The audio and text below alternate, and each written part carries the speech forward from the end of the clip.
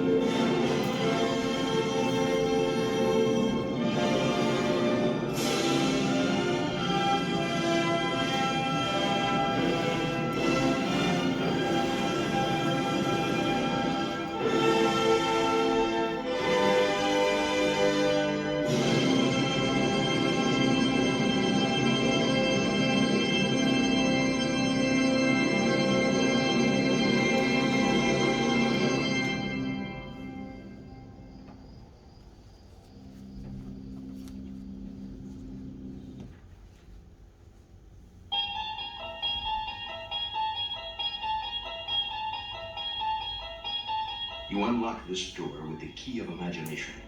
Beyond it is another dimension. A dimension of sound. A dimension of sight. A dimension of mind. You're moving into a land of both shadow and substance, of things and ideas. You just crossed over into the Twilight Zone. Dès lundi et jusqu'à nouvel ordre, les crèches, les écoles, les collèges, les lycées et les universités seront fermés. Devant les sénateurs, le président du conseil scientifique a soulevé beaucoup de questions. La première, sommes-nous vraiment immunisés si nous avons été porteurs du Covid? Rien n'est moins sûr.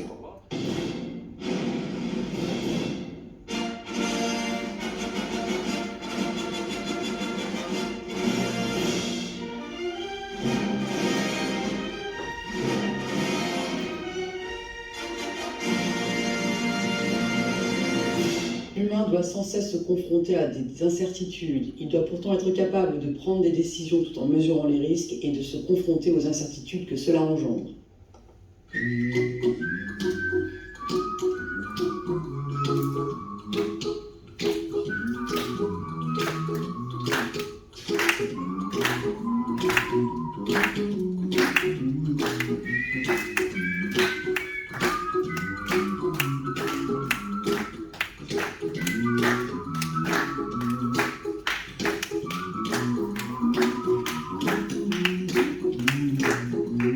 Here's a little song I wrote. You might want to sing it note for note. Don't worry.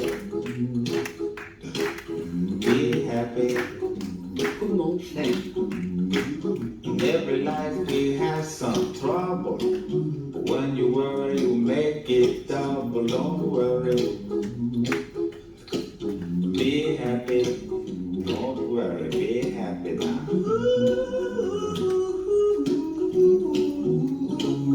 Don't worry. Be happy. Don't worry, be happy. Don't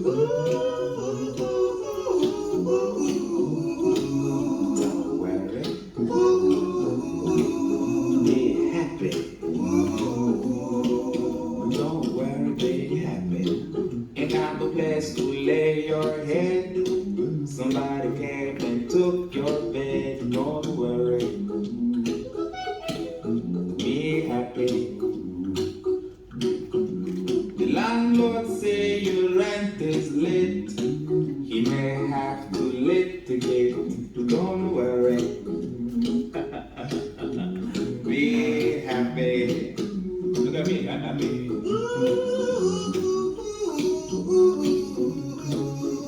Don't worry. Be happy. Hey, give me my phone number. When you worry, call me. I need you happy.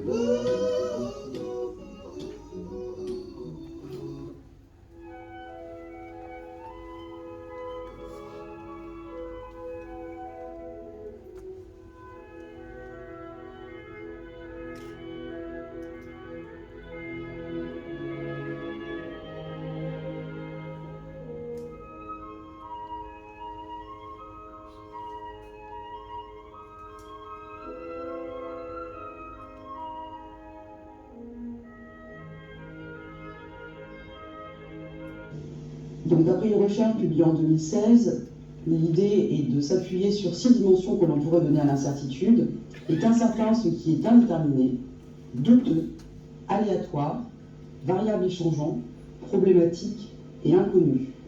Ainsi, on pourrait donc proposer l'enseignement d'un nouvel objet de scolaire que l'on nomme l'inconnu.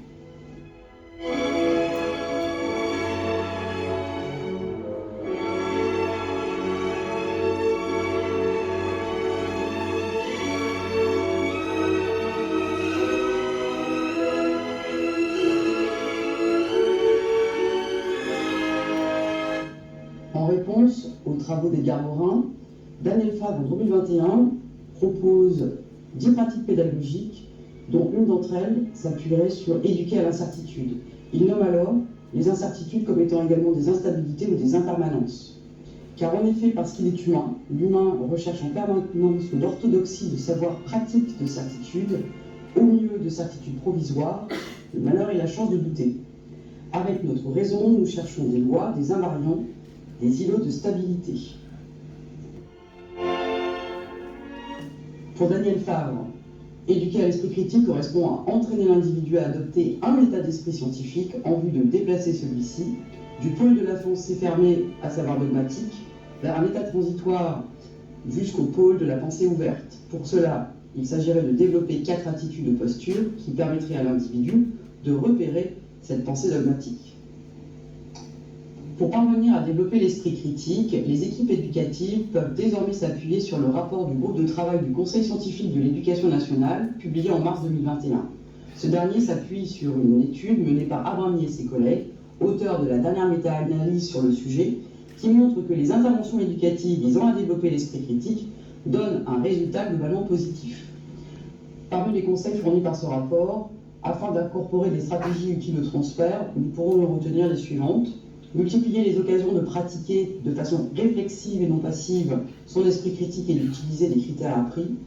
Exploiter la métacognition, rendre explicite en réalité la réflexion concernant les avantages des stratégies de l'esprit critique avancé.